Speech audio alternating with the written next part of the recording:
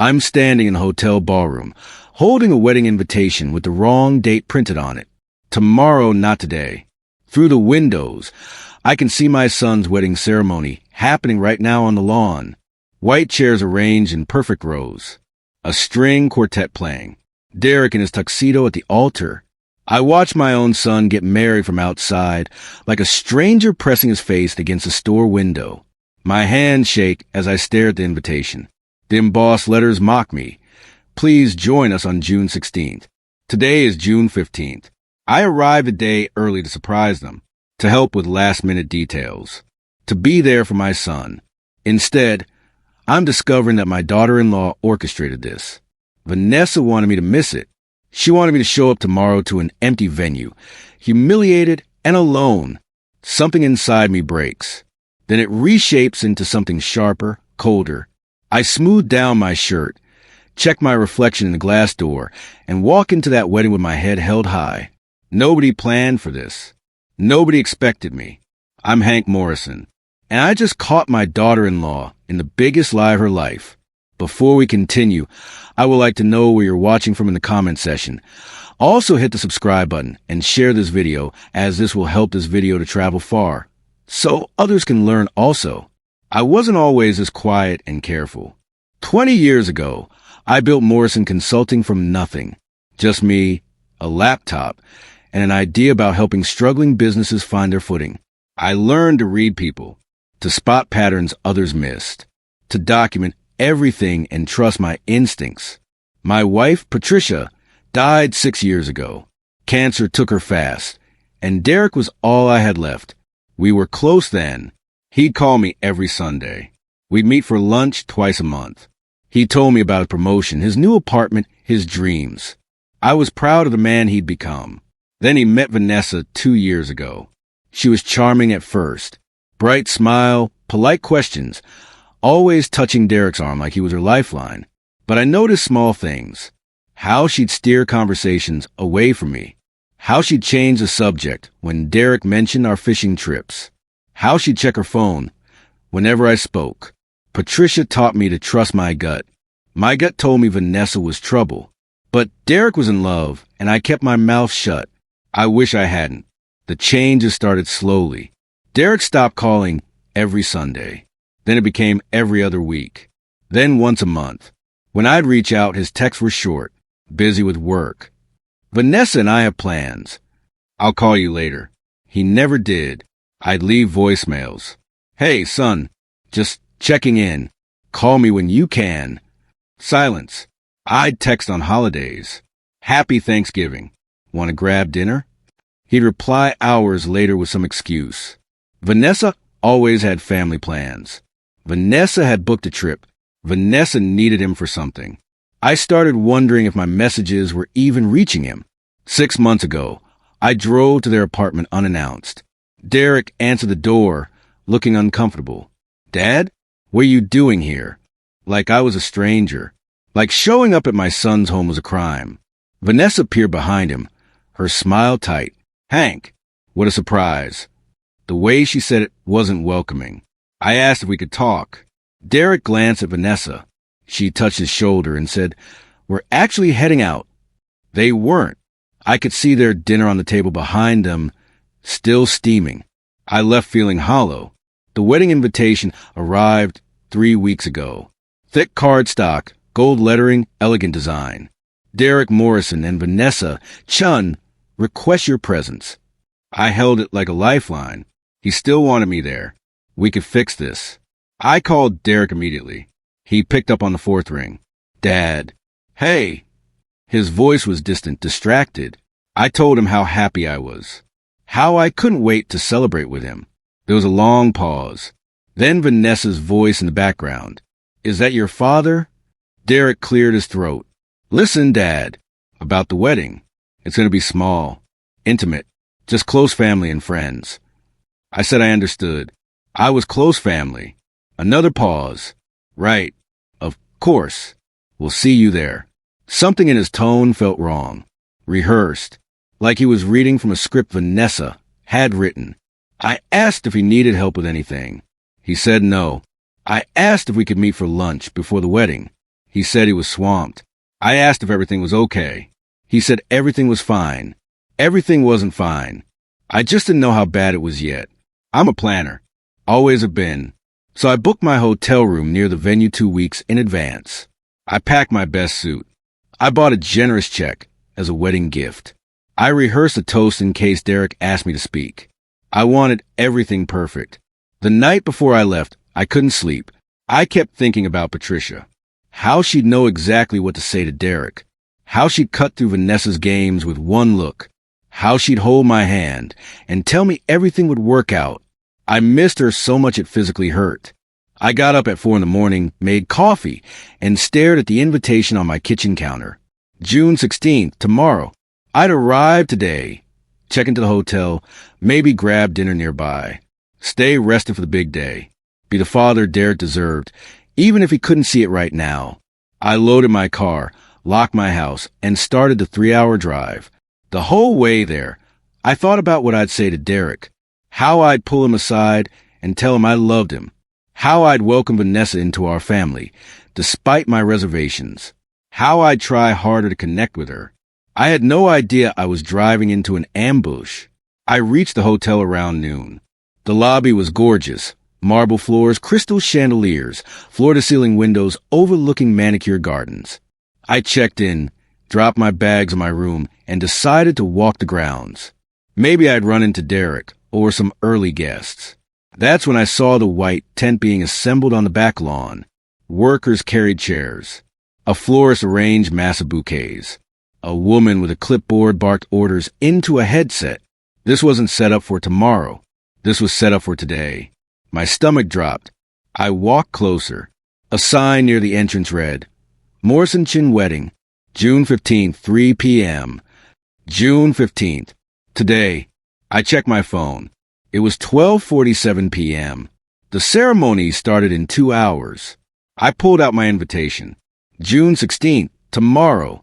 My hand started shaking. This was a mistake. Someone deliberately gave me the wrong date. Someone wanted me to miss this. I stood there for 5 minutes, trying to understand. Then I saw her, Vanessa, in a white robe, talking to the coordinator.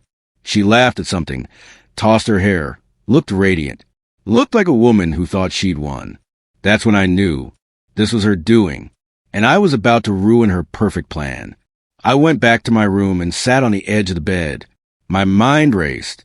Do I confront them? Do I make a scene? Do I just show up and act like nothing's wrong? Patricia's voice echoed in my head. Document everything, Hank. Facts are your friends. I took a photo of my invitation. I checked my phone for the original message Derek sent me with the wedding details. There was June 16th for PM. I screenshotted it.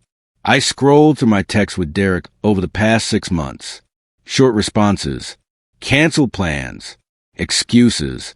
I screenshotted everything. Then I opened my laptop and started a new folder. Evidence. I saved every photo, every message, every voicemail transcript. If this was war, I needed ammunition. But more than that, I needed clarity. I needed to understand what I'd done to deserve this. I couldn't think of anything. I'd been nothing but supportive. I'd respected their space. I'd tried to build a relationship with Vanessa. And this was my reward, being erased from my own son's wedding day. I changed into my suit, fixed my tie, looked at myself in the mirror. I looked older than I remembered, tired, but determined. I wasn't going to let Vanessa win. Not today. I walked into that wedding at 2:55 p.m., 5 minutes before it started. The garden was stunning. 200 white chairs divided by a silk runner. Roses and lilies everywhere. A harpist playing softly. Guests in elegant dresses and sharp suits. Nobody noticed me slip into a back row, but Vanessa's mother did. She was seating guests near the front when she glanced back and froze. Her eyes went wide. She whispered something to an usher, who looked at me with confusion. The usher approached. "Sir, do you have an invitation?" I pulled out my invitation and handed it to him. He looked at it, looked at me. "Sir, this says June 16th. Today is—" "I know what today is," I said quietly. "I'm the groom's father. I'm supposed to be here. He hesitated, then nodded and walked away. Vanessa's mother stared at me like I was a ghost. I stared back. She turned away first. The music changed. The processional. Everyone stood. I stood too. Derek walked down the aisle with his best man. He looked nervous, happy, grown up. He didn't see me in the back. Then Vanessa appeared. Beautiful dress, perfect makeup, confident stride. When she reached the front and turned to face Derek, her eyes swept the crowd and landed on me. Her smile faltered for just a second, just long enough for me to see the panic flash across her face. Got you, I thought. The ceremony was lovely. The officiant talked about love and commitment. Derek and Vanessa exchanged vows. He promised to cherish her. She promised to stand by him. They kissed. Everyone clapped. I clapped too. My heart felt like it was being crushed in a vice. This should have been a moment of joy. Instead, I felt like an intruder, like I crashed a party I wasn't invited to, except I was invited, or I was supposed to be. The confusion and hurt tangled inside me like barbed wire. After the ceremony, guests moved to the cocktail hour on the terrace. I hung back, watching Derek and Vanessa pose for photos. She kept glancing around, looking for me. Derek laughed at something the photographer said, oblivious. I approached him slowly. Derek saw me first. His face went white. Dad? What are you? How are you? He looked at Vanessa. She looked at him. The photographer sensed attention and stepped away. Surprise, I said quietly. I came a day early to help out. Good thing I did, or I would have missed the whole thing. I let that hang in the air. Derek opened his mouth, closed it. Vanessa recovered first. Hank, what a wonderful surprise. We're so glad you could make it. Her voice was sugary sweet, but her eyes were cold. I smiled. Wouldn't miss it for the world. The reception was in the ballroom. Round tables with centerpieces. A live band. A dance floor. An open bar. I found my name card at a table in the far corner. Seated with distant cousins I'd met once at a funeral 10 years ago. Not at the family table. Not even close to it. Derek's best man gave a toast. Vanessa's sister gave a toast. They talked about love and destiny and soulmates. Nobody mentioned me. Nobody acknowledged the father of the groom. I sat there, sipping water, feeling invisible. Vanessa worked the room like a politician. She hugged guests, posed for selfies, laughed at jokes. She was in her element. Derek stayed close to her, his hand on her back, smiling when she smiled. They looked happy. But every time she passed my table, her jaw tightened. Halfway through dinner, Derek finally approached me. He pulled out the chair next to mine and sat down heavily. Dad, I'm sorry. I didn't know you were coming today. The invitation, he stopped. I waited. There must have been a printing error. I pulled out my invitation and placed it on the table between us. June 16th, I said. That's what it says. But your wedding was today. June 15th. What kind of printing error is that specific, Derek? He stared at the invitation. I don't know. I'll talk to Vanessa. She handled all the invitations. I'm sure she did. Derek left to find Vanessa. I watched them talk near the bar. She shook her head, touched his arm, whispered something. He nodded. She kissed his cheek. He came back to me alone. Vanessa says the printer must have made a mistake. She's really sorry. She'll call them tomorrow and complain. His voice was flat, like he was reciting lines. I nodded slowly. Sure, a mistake. That makes sense. But it didn't, and somewhere deep down, Derek knew it. I could see it in the way he wouldn't meet my eyes, in the way his hands fidgeted with his napkin, in the way he kept glancing back at Vanessa like he needed permission to keep talking to me. I wanted to grab him by the shoulders and shake him. I wanted to ask when he become this person, this stranger who let his wife erase his own father. But this wasn't the time or place. So I said, "Congratulations, son. I'm proud of you." He looked at me then, really looked. For a second, I saw the boy who used to build model planes with me in the garage, who used to ask me to check under his bed for monsters, who used to tell me I was his hero. Then Vanessa called his name, and he was gone again. I stayed for the cake cutting. Watched them smash frosting into each other's faces while guests laughed. Stayed for the first dance. Watched Derek hold Vanessa close while she whispered in his ear. Stayed for the bouquet toss, the garter toss, the electric slide. I stayed because leaving would mean admitting defeat. Around 9 p.m., I slipped out. Nobody noticed. I walked back to my hotel room, loosened my tie, and sat in the dark. My phone buzzed. A text from Derek. "Thanks for coming. Dad, sorry about the confusion. We'll talk soon. We'll talk soon." The same empty promise he'd been giving me for 2 years. I didn't reply. Instead, I opened my laptop and started writing everything down. Every detail of the day, every conversation, every look Vanessa gave me, every time Derek chose her over me. Patricia used to say I overthought things. Maybe she was right, but my gut told me this wasn't over. This was just the beginning. And if Vanessa wanted to play games, I was going to play smarter. I pulled out my phone and called an old colleague, Marcus. He ran a private investigation firm. We'd worked together on a few corporate cases. He answered on the second ring. "Marcus, it's Hank Morrison. I need a favor." The next morning, I drove home. 3 hours of silence to process everything. The fake invitation. Derek's cold distance. Vanessa's perfect mask. I felt like I'd been punched in the stomach and told to smile about it. When I got home, I didn't unpack. I went straight to my office and opened the evidence folder. I stared at the photos, the texts, the timeline. Something was missing. Some piece I couldn't see yet. But I would. I always did. Marcus called me back that afternoon. "Hank, you said you needed a favor. What's going on?" I told him everything. The wedding, the invitation, Vanessa, Derek, the feeling that I was being systematically pushed out of my son's life. Marcus was quiet for a long moment. "You want me to look into her?" I hesitated. Was I really going to hire a private investigator to dig into my daughter-in-law's past? Was I that desperate? Yes, I was. "Just background," I said. "Work history, past relationships, anything that might explain why she's doing this." Marcus agreed. "I'll call you in a week." I hung up and stared at my computer screen. I felt guilty. Then I felt justified. Then I felt exhausted. This wasn't who I wanted to be. But Vanessa had left me no choice. A week passed.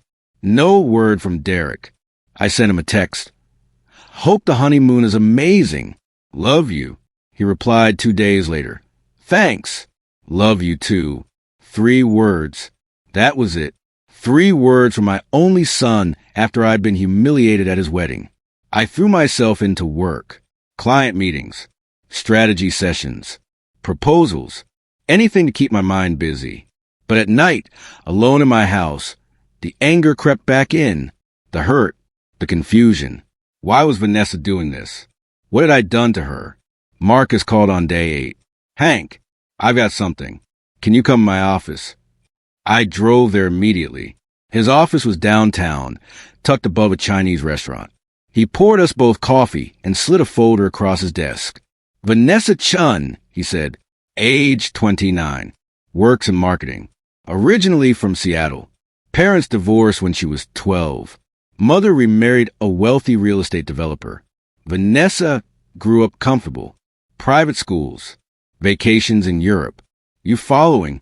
I nodded. He continued. Here's where it gets interesting. She's had 3 serious relationships before Derek. All 3 men came from money. All 3 ended badly.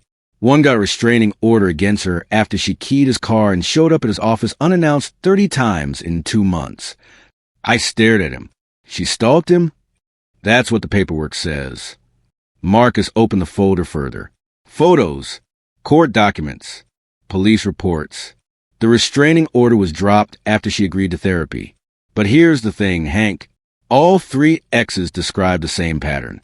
She'd isolate them from their families, claim their parents were toxic or controlling, convince them they were better off cutting contact. My stomach turned. Derek stopped calling me 2 years ago, right after they started dating. Marcus nodded grimly. One of her exes told the investigator she called his mother a narcissist behind his back. said she needed boundaries, said his family was holding him back from his potential. I thought about Derek's excuses, how busy he was, how Vanessa had plans, how he'd look uncomfortable every time I tried to reach out. She's been poisoning him against me, I said quietly. This whole time, she's been rewriting our relationship. Marcus leaned back in his chair. I can't prove that, but based on her history? Yeah, that's my guess. He pulled out another document. There's more. She tried to access one ex's bank accounts, forged his signature on a credit card application. He didn't press charges because he just wanted her gone. But Hank, this woman is calculating. She targets men with resources and removes anyone who might interfere. I felt sick. Derek's a project manager. He makes good money, but he's not rich. No, Marcus said, but you are. I drove home in a daze. Vanessa hadn't just married my son. She'd seen him as a gateway to me, to my business, to my assets. And the first step was removing me from the picture, so I couldn't interfere. The fake invitation wasn't petty revenge. It was strategic. She wanted Derek to think I didn't care enough to show up. She wanted to plant seeds of doubt. Your father couldn't even be bothered to come to your wedding. Except I had shown up. I'd ruined her narrative. And now she knew I was on to her. I spent the next 2 weeks documenting everything Marcus found. I made copies, stored them in 3 different locations. I wasn't going to confront Derek yet. If I came at him with accusations, he'd defend Vanessa. He was in love. He'd see me as the villain trying to ruin his marriage. Instead, I started reaching out to Derek's friends. Casual messages. Hey, haven't seen you in a while. Want to grab a beer? Slowly, carefully, I asked about Derek, how he seemed, if they'd noticed changes. One friend, Brian, finally opened up. Honestly, Hank, we barely see him anymore. He used to come to poker night every month. Now Vanessa says he's too tired or they have other plans. She controls his calendar. Has he said anything about me? Brian hesitated. He mentioned you couldn't make it to the wedding. Said you got the date wrong. My jaw clenched. I was there, Brian. I have photos. 3 months after the wedding, Vanessa called me. First time she'd ever called. Hank, hi. How are you? Her voice was too cheerful, too fake. I played along. I'm good, Vanessa. How's married life? Amazing. Listen, Derek and I are having a little family dinner on Saturday. Just his side and mine. We'd love for you to come. A family dinner.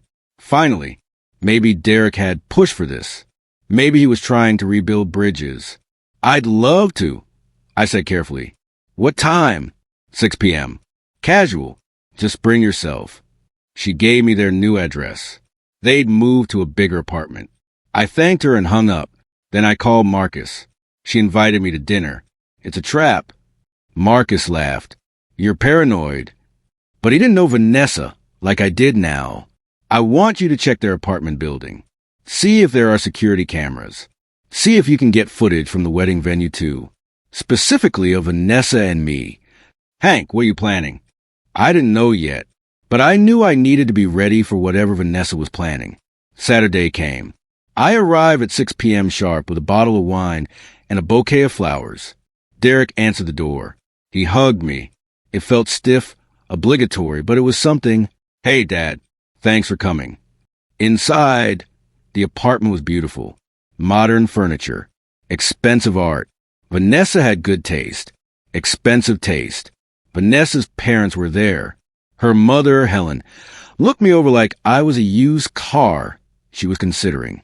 Her stepfather, Richard, shook my hand firmly. Hank, Derek speaks highly of you. Did he? I doubted it, but I smiled and said, he's a great kid.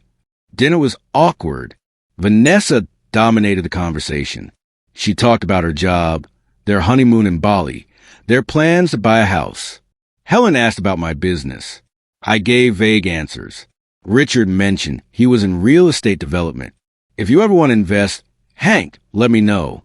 I've got projects that could triple your money. I smiled politely. I'll keep that in mind.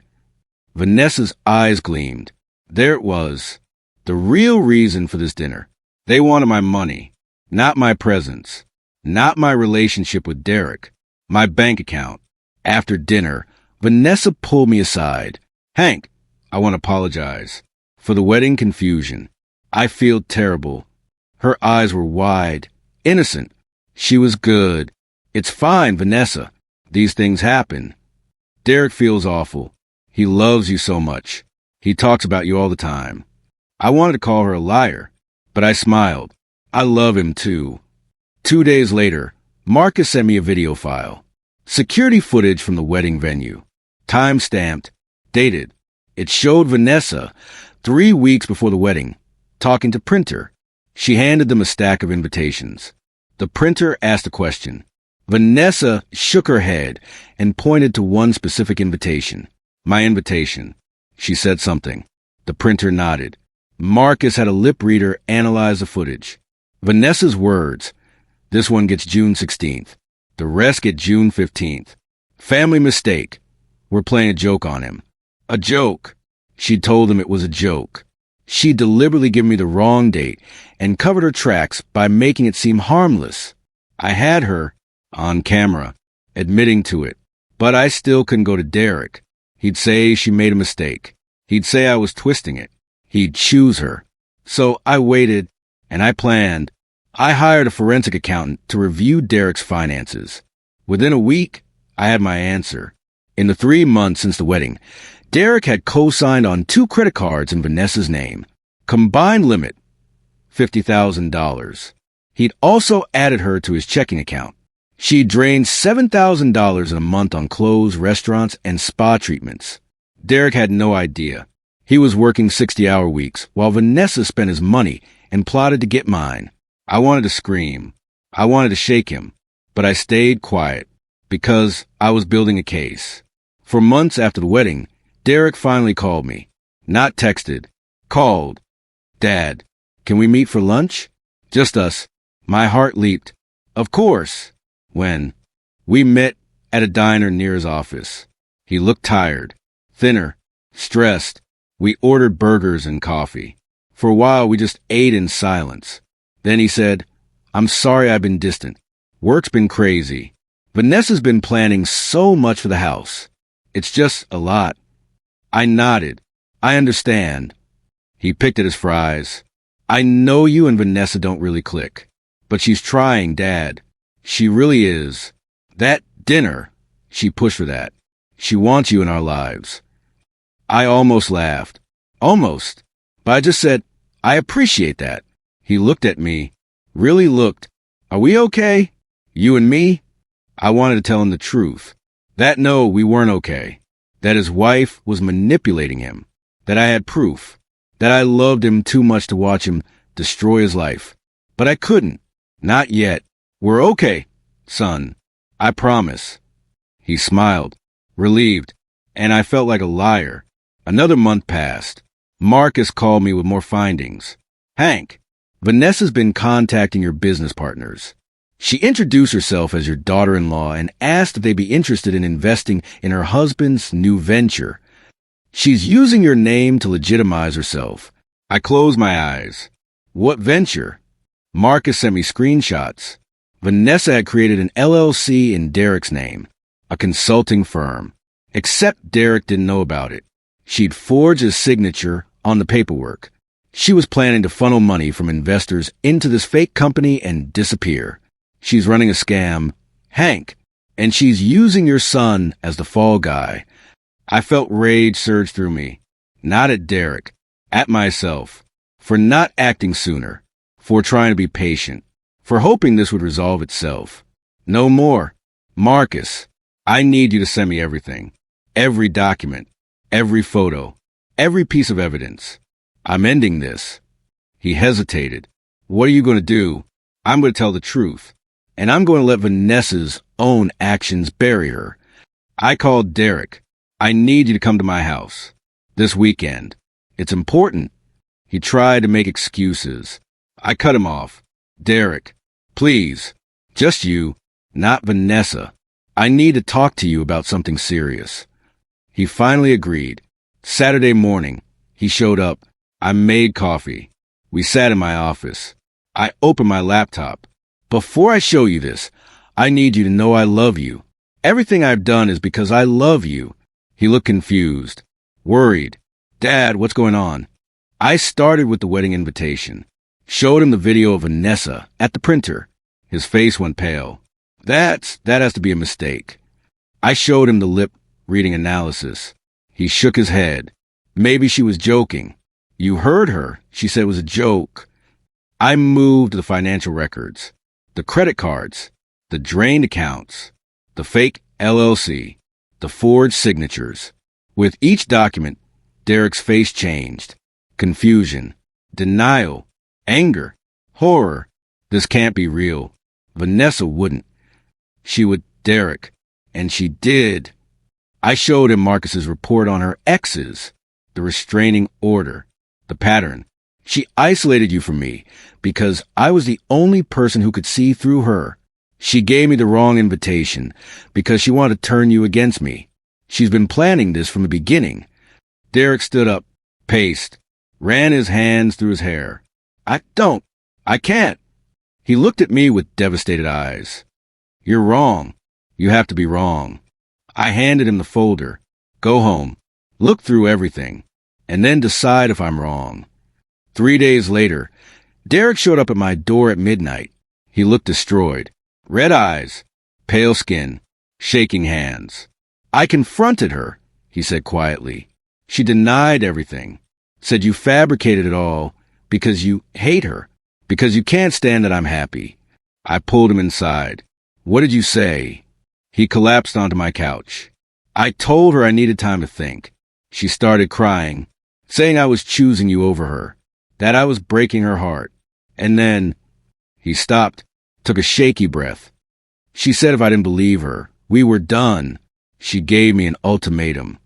My heart broke for him. Derek, I'm sorry. He shook his head. I checked the financial records.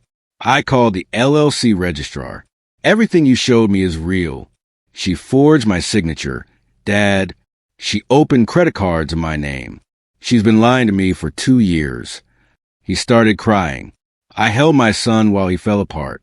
When he finally calmed down, he whispered, "What do I do?"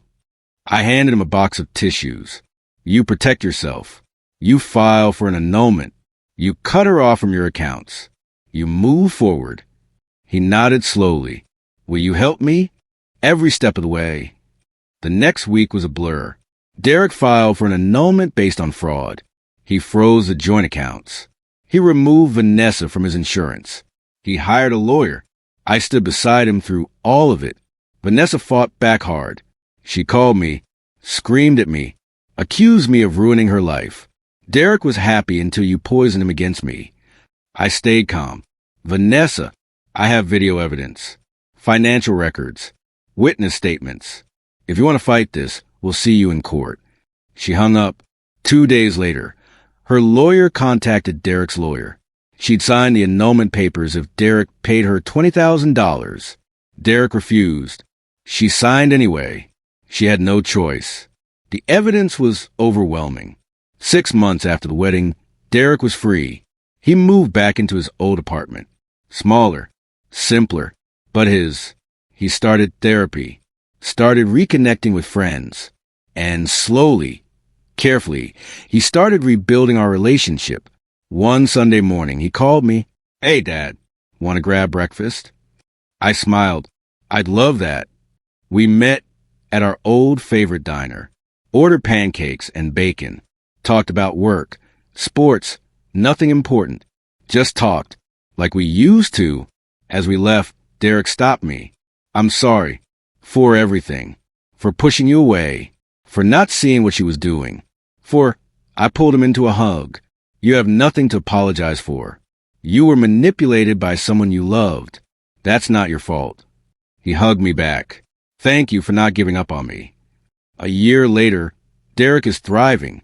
New job, new apartment, new perspective on life. He calls me twice a week. We have lunch every Sunday. We're rebuilding what Vanessa tried to destroy. And I'm grateful for every moment. Vanessa? Last I heard, she moved to another state, started dating someone new. Some wealthy entrepreneur. I hope he's smarter than Derek was. I hope he sees through her before she ruins him too. People ask me if I'm bitter, if I'm angry about what happened. Honestly, no. I'm relieved because I got my son back. And I learned something important. Staying silent doesn't keep the peace. Sometimes you have to fight for the people you love, even when it's messy, even when it hurts. Derek learned something too.